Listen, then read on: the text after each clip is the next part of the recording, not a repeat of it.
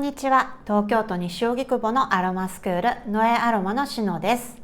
ご覧いただきましてありがとうございます。今回は南フランスにあるこだわりの精油メーカーメゾンラジェのディレクターローランさんのインタビューをお届けしたいと思います。ローランさんも前回までの動画でご覧いただいていたバレリーさんと同様、2018年の4月に初めてお会いしまして、そこからずっとお付き合いをさせていただいております。ローランさんが経営されているメゾンラジェは、芳香植物から製品を作る際の過程や製品の成分分析に非常に強いこだわりを持っていらっしゃって、それとともにお客様が楽しく幸せにアロマテラピーを暮らしの中に取り入れていただけるようにという強い信念を持って経営をされています。お店は南フランスドローム県の中でも南に位置するビュイレ・バロニーという場所に2店舗あります。ビュイレ・バロニーはこんな感じのとっても可愛らしい街並みなんですよね。お店の外観は2軒とも統一されていてこんな感じです。成分分析に非常に厳格なブランドなんていうと、お店の中も少し堅苦しい質実剛健な感じなのかなと思いきや、外観も店舗の中も非常に洗練されていて、やっぱりさすがフランスだなというふうに感じました。ここでメゾンラジェの歴史を少しご紹介したいと思います。メゾンラジェは1946年にフランシス・ラジェさんという方によって設立されました。なので2022年現在、なんと創業76年になるんですよね。創業当時の写真がこちらです。画質が少し荒いですが、先ほどのお店の外観写真と同じ場所ですよね。創業した年は第二次世界大戦が終戦した1年後です。それから今までまさに激動の時代をコツコツと歩み続けてきたメーカーと言えます。その後はフランシスさんの息子さんであるベルナール・ラジェさんがお店を引き継ぎ、現在のメゾンラジェの基盤をしっかりと作りました。そして2015年に現在のオーナーで、もともとは大気汚染、保健衛生、そしてオーガニックチキンの研究などをされていたローラン・プラックスさんがベルナールさんと出会います。そこからはローランさんが新しい原動力となってメゾンラジオを引っ張っていき、2016年に正式に新しいリーダーとして就任し、現在に至ります。こちらがローランさんです。ローランさんは精油の成分や芳香植物の加工方法に厳格にこだわりつつも、商品のデザインやパッケージの可愛らしさ、ソープや香水や化粧品類の香りの素晴らしさ、ハーブティーの美味しさなどにもそれまで以上にこだわりを持ちました。それから直接地域の生産者のもとを訪れて一緒に商品開発をしていくという地元に根ざした活動というのもより力を入れていきました。そういうとものすごく使命感に燃えた非常に真面目なキャラクターを想像されるかもしれないんですけれども、実際にお会いしてみるともうとっても明るくて、いい意味でノリも軽くて気さくで、私はいつも勝手にフランス版の高田純次さんだと思ってお話をしております。さて、そんなローランさんへのインタビュー第1弾の今回は、植物からメゾンラジェの商品が生み出されるまでのプロセスやプロヴァンス地方のラベンダーの種類などについてお話を伺いました。一部画質や音声が少し乱れている部分もありますが、ご了承いただけましたら幸いです。普段あまり細かく語られることのない植物の野生とクローンの違いなどについて貴重なお話をたくさんしてくださいましたので、ぜひ最後まで楽しくご覧いただけましたら幸いです。それではご覧ください。どうぞ。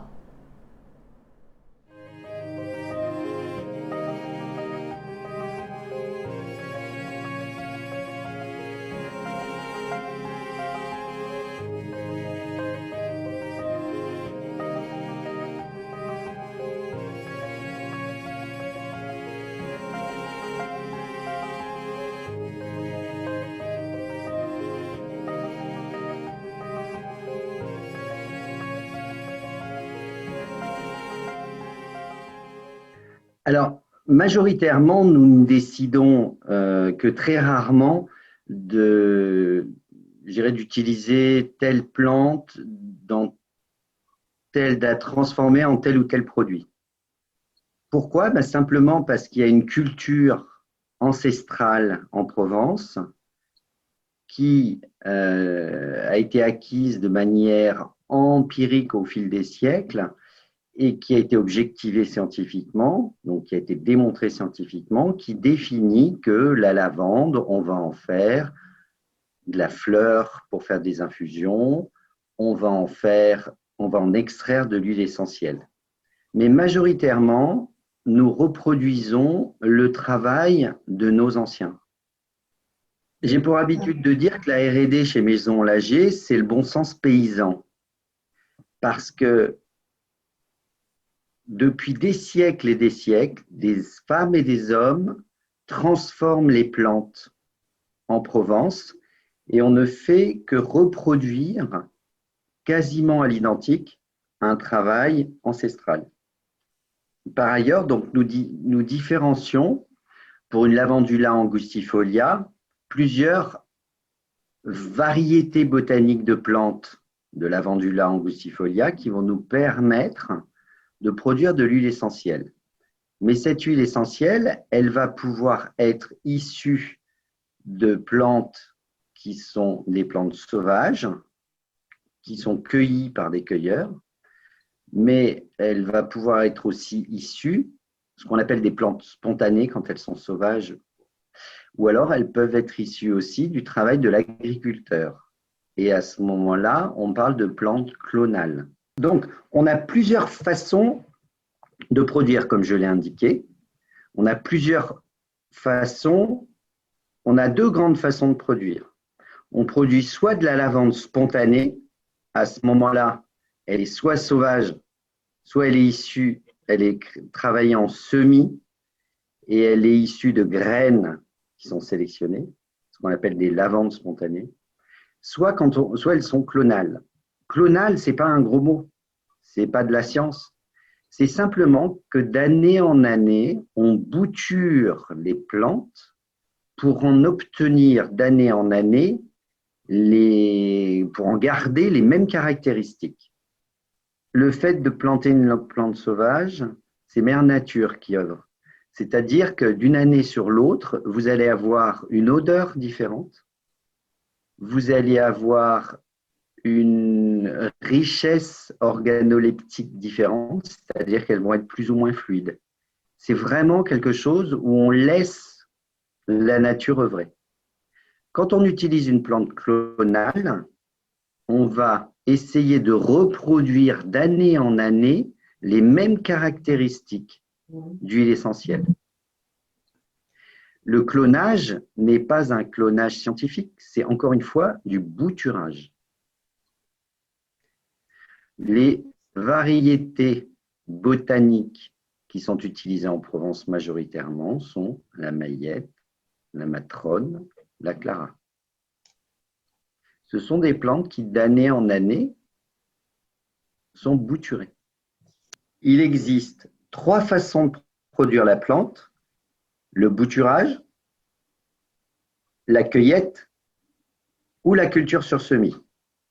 Pour une Lavandula angustifolia donnée, nous avons au catalogue de Maison Lager un grand nombre de variétés. Pourquoi? Parce que l'ADN, enfin, une de mes préoccupations, c'est de valoriser la diversité des terroirs de Provence par rapport aux plantes aromatiques et médicinales. Sur le catalogue Maison Lager, vous allez trouver plusieurs Lavandula angustifolia, mais vous aurez aussi plusieurs romarins, vous aurez un, parce que comme pour le vin, it's the same things with wine for me.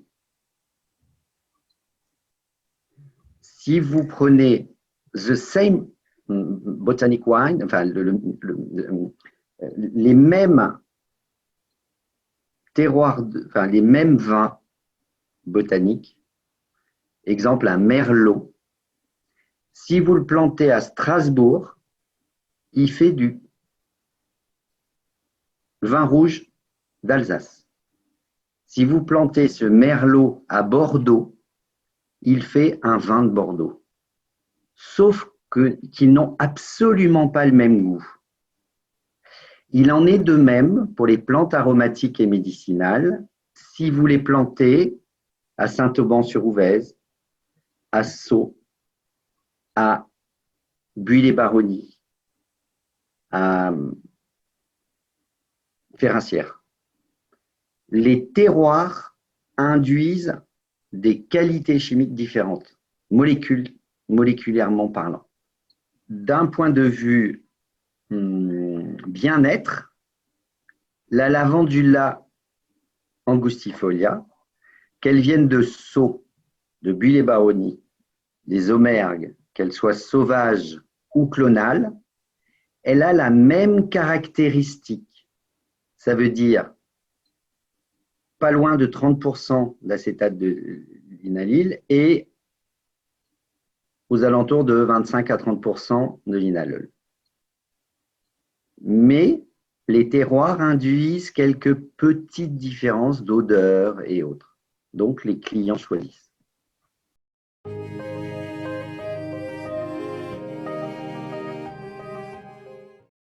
Une qui est à Saint-Auban-sur-Ouvèze, au-dessus, juste à côté, à 15 km de Buis-les-Baronnies. Elle est composée, donc une lavandula angustifolia, qui a une variété botanique qui est matrone. La matrone a une attaque très franche. À Buis-les-Baronnies, quelques kilomètres, à 3 km de Buis-les-Baronnies, je produis avec un producteur une lavande clonale qui utilise ce qu'on appelle la maillette. Et celle-ci a une odeur beaucoup plus fondue et beaucoup plus sucrée. Pour autant, il s'agit pour toutes les deux d'une lavandula angustifolia. Nous sommes un des rares à faire de la lavandula angustifolia sauvage. Pourquoi nous sommes très peu nombreux?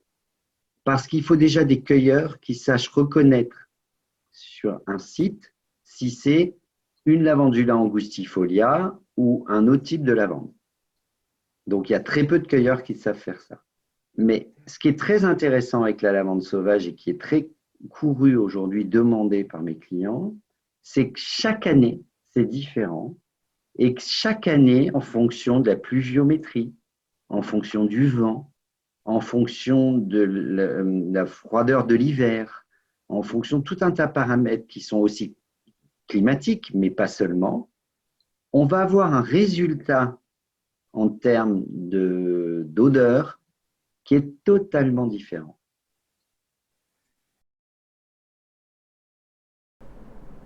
インタビューはいかがでしたか？日本のアロマテラピー業界の中でも一番メジャーな精油ともいえるラベンダーの精油の中にたくさんの種類があって、そして学名がもし一緒だったとしても野生のものや挿し木をして育ったものなど生育環境によっても種類がたくさん分かれるということがお分かりいただけたと思います。次回パート2では精油の成分分析についてやフランス国内での精油の品質などについてかなり細かくお話をお伺いしました。ぜひ次回も楽しみにお待ちいただけましたら幸いです。この動画でご紹介しているような小規模農場の農場主さんやメーカーの方々から教えていただいたこと、そして彼らが一生懸命丁寧に作り上げたハーブや精油などに実際に触れながら、その使い方や成分、作用などをお勉強するミニコースを今後開講する予定です。そしてそれに合わせてそれらの商品をお教室内、そしてホームページ上でもご購入いただけるようにする予定です。また詳細はノエアロマのホームページでもお伝えさせていただきます。ノエアロマやメゾンラジェのホームページのリンクは概要欄に貼らせていただきます。それではまたパート2の動画でお目にかかりましょう。今回もご覧いただきましてありがとうございました。ノエアロマのしのでした。さようなら。